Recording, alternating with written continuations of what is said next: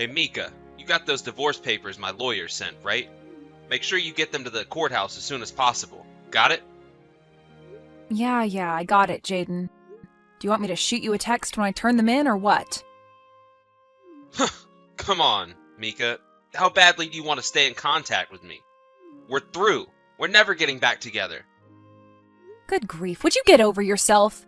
I was just wondering if you wanted me to let you know when we were officially divorced or not. Listen up, Mika. I'm just about to leave on a relaxing, romantic, luxurious spa vacation with my beloved Samantha.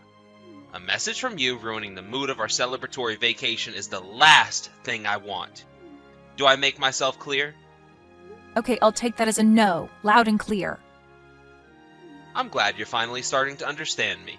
And just so we're perfectly clear, let me say it one more time. We are through. So don't bother trying to get back together with me.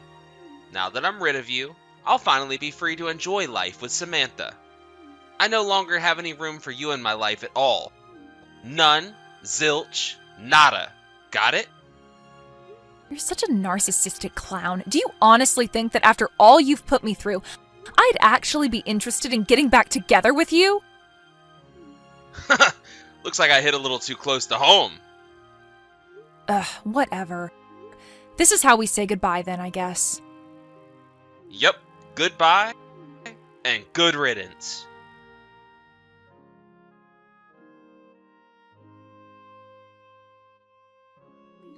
Hey, Mika, are you there? Where are you right now? I tried ringing your doorbell, but no one came to the door and the house looked all dark. Where on earth are you? Please, the moment you see this message, you've got to get in touch with me. Rachel? We haven't talked in ages. What's going on? There you are, finally! You seem pretty serious. Did something happen, or are you okay?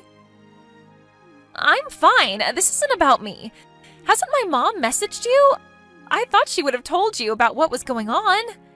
In any case, you've got to get down to the hospital as soon as possible.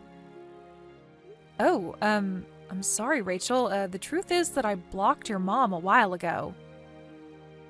You what? Why would you do that? I guess that's besides the point now.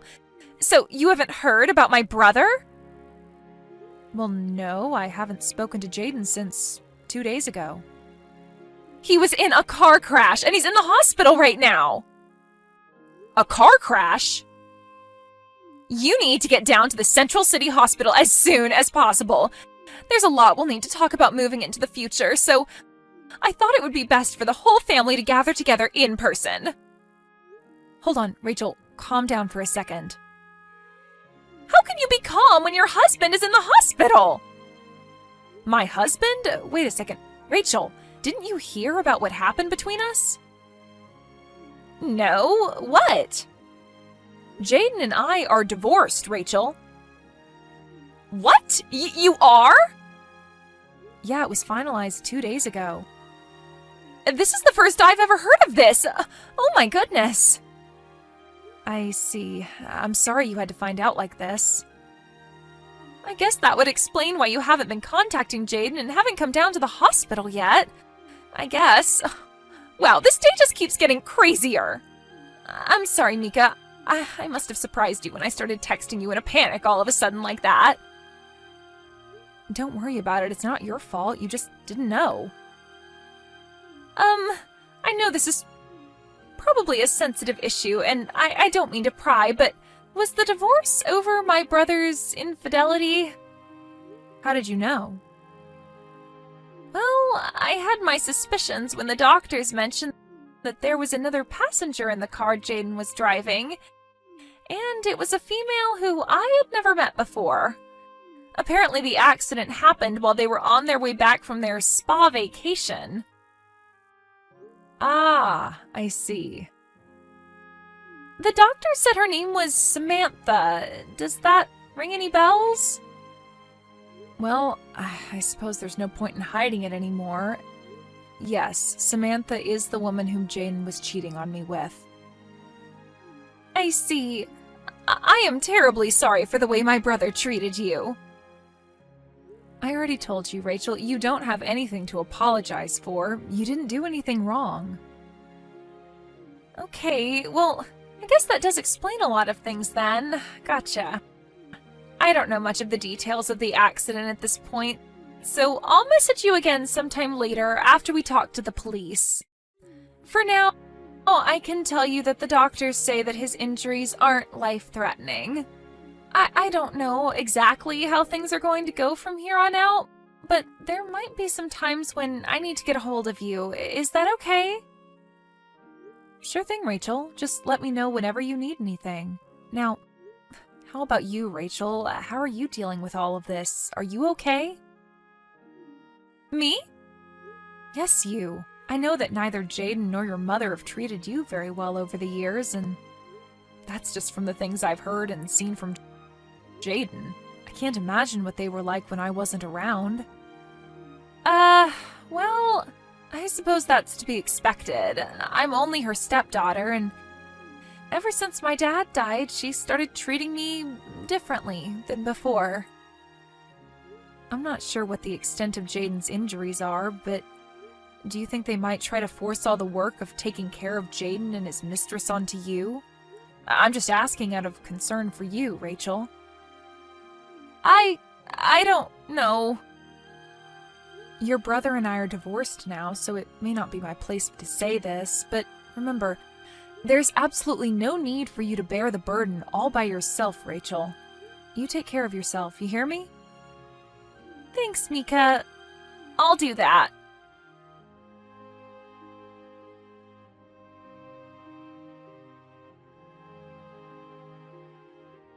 Mika, what's your problem? When are you finally gonna step up and take responsibility for taking care of me? You know I'm wheelchair bound now. Don't pretend you don't. Even my poor, sweet Samantha has to live with a wheelchair. She's an angel. She didn't deserve this. We're living in a wheelchair-accessible apartment right now.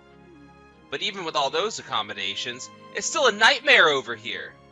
Hurry up and get your butt over here and help out around the house.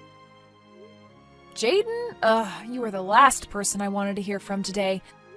We've been divorced for a few months now. What do you want from me? Don't act dumb. I want you to take responsibility. You need to come over to our apartment every day and help us out. Why? You know why. We're stuck in wheelchairs for the rest of our lives. And just what have you been up to lately while shirking off your responsibilities to me, huh? Have you been having fun, walking around, going places? No, I mean, why am I the one who has to take care of you? We're divorced. Excuse me? You're my wife. Obviously you have to take care of me. Do I need to teach you what the word divorced means? At our wedding, you vowed to take care of me, till death do us part. Did you get a brain injury in that crash? In sickness and in health, Mika. And right now, I'm cashing in on the in sickness part. You're gonna fulfill your duties to me as my wife, or else. We are divorced. I am not your wife. What? What do you mean, what?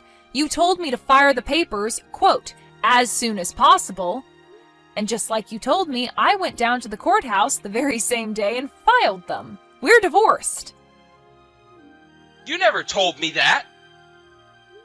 You also told me that I didn't need to tell you when I submitted them. I did? I asked you if you wanted me to message you when I submitted the divorce papers. You said no and further stated, again, directly quoting you here, "A message from you ruining the mood of our celebratory vacation is the last thing I want." So, like you told me, I didn't tell you. Got it? Wait, but you were only asking me that because you wanted an excuse to keep talking to me, weren't you? No, I assumed that you had plans to marry your mistress as soon as we were divorced, and so I thought you might like to know at what point that would be legally possible. That's all. But you never messaged me. So I figured, I don't know, maybe you were still in love with me and hadn't submitted them yet. My God in heaven, you told me not to message you! Seriously, how bad was the brain damage you suffered in that accident? I didn't suffer any brain damage. I'm just as smart as I've always been. Listen, Samantha and I are having a really hard time of things getting adjusted to life in a wheelchair. My mom helps us out when she can, but she's had a bad back, so she can't do everything all the time. We need someone to take care of all three of us. Then hire someone. Did you really think you would be able to talk your ex-wife into moving back in with you to be your live-in maid? If you hadn't gotten a CAT scan yet, get one soon. Okay, well, then I can just make you my legal wife again. Huh? We've been pretty busy over here the last few months between being in the hospital, going through rehabilitation, and then getting adjusted to our new lifestyles. So we haven't had the time to get legally married. So it just so happens that I'm a perfectly eligible bachelor. We can get married again. You can be my wife and help out me, Samantha, and my mom around the house. Isn't that a great plan? I am more and more convinced that they lobotomized you while you were in the hospital. Do you even have any brains left in your skull? What's up with that attitude? I'm offering you the chance to get back together with me. Are you really going to throw it in my face like this? Short answer, yes. Long answer, yes, of course I am, you complete moron. But why? Don't insult my intelligence, Jaden. Rachel finally got tired of taking care of you and moved out, didn't she? And the only reason you're contacting me right now is because you want me to take over for her. Wait, how do you know that Rachel moved out? Because she told me she did. She told me that she's only your stepsister and that her father married your mother and that he had passed away a few years ago. And ever since then, it was just you, your mom, and Rachel living together in your house. She also told me that she started treating her like trash as time went on. I guess the two of you thought that since Rachel wasn't a blood relative, that you could force her to do all the cooking and cleaning while you just laze around the house. Yeah? And so what if we did? She's supposed to take care of her family. Rachel learned something very important recently. When your mother married her father, she never legally adopted her as her daughter. Once again, so what? She's still my stepsister and my mom's stepdaughter. Stepchildren aren't like biological children, especially when they're adults like Rachel. When you marry someone with children, they don't automatically become your legal children. There is a process to legally adopt the children of your spouse, but again, your mother never did it. So there is no bond, legal or biological, binding Rachel to you and your mom. Uh-oh. Looks like you're starting to see where I'm going with this. I guess the doctors must have left a few pieces of your brain behind after all. So, you're saying... Don't hurt yourself by thinking too hard. I'll spell it out for you. The moment Rachel's father died, the only reason she had to stick around you two went away. So no, Rachel has no responsibility to take care of you or your mother. I'm very sorry to say this, but you won't be able to rely on either the sister you mistreated nor the wife you cheated on to take care of you. Tough luck. And to be really honest, expecting me or her to care for you is an unprecedented low, even for you. Hey, you're probably aware of this, but Samantha kinda got cut off by her parents, so she doesn't have anywhere else to go. Oh no, she got cut off by her parents after they found out she got in an accident riding with the married man she was sleeping with. This might be a little harsh, but right now, the two of you are getting exactly what you deserve. Please, Mika, you've got to come back to me. We really need some help around here. Then go and hire someone to do it for you. We can't hire somebody to help us without any money. Both Samantha and I had to quit our jobs after the accident, so we've got almost no income. Not my problem. How can you be so cold to me, after all we've been through together? Ah, yes, we have most certainly been through a lot together, haven't we? I remember it all so clearly, from our first date to your proposal, to our wedding and honeymoon, and then finally the day I found out you were sleeping with another woman. And if this had happened before that last one, I probably would have stuck with you, for better or for worse. But I would sooner die than spend the remaining years of my life nursing the cheating scoundrel who betrayed me. All right, fine, whatever. You won't help us. Then can you at least tell me where Rachel went so I can contact her? You said you had been talking to her, right? Just her phone number would be okay. Please? She's my last hope. Not a chance. Why not? Think about it. Rachel is, for the first time in years, finally free of the curse you and your mother had brought upon her. She is taking her first steps as a free woman.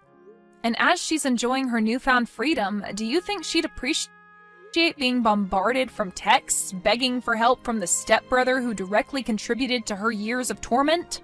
So no, I would never tell you Rachel's location or phone number.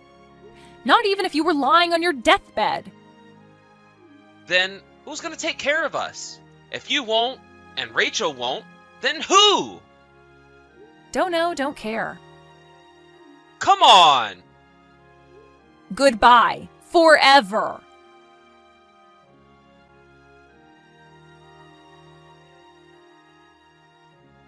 Jaden didn't know when to give up, so I blocked his number after that. And just to be safe, I went out and got a new phone number the next day. Since I also moved apartments since then, I think it's safe to say I don't need to worry about the three of them bothering me anymore. I'll also still keep in touch with Rachel. She gets updates on what Jaden is up to through a friend of hers. Apparently, after getting married to Samantha, an acquaintance of theirs was decent enough to hire them on as disabled hires in the same company they used to work at. So it seems that they should be able to make ends meet, if only barely. However, their personalities always were, well, atrocious. And once word got around about the circumstances behind them ending up in a wheelchair, everyone's opinions of them managed to get even worse than they already were. Despite the cold treatment by their old colleagues, they need their jobs so desperately that they can't quit. So, they have no choice but to bear with the constant jeers and scorn they face every single day they show up at the office.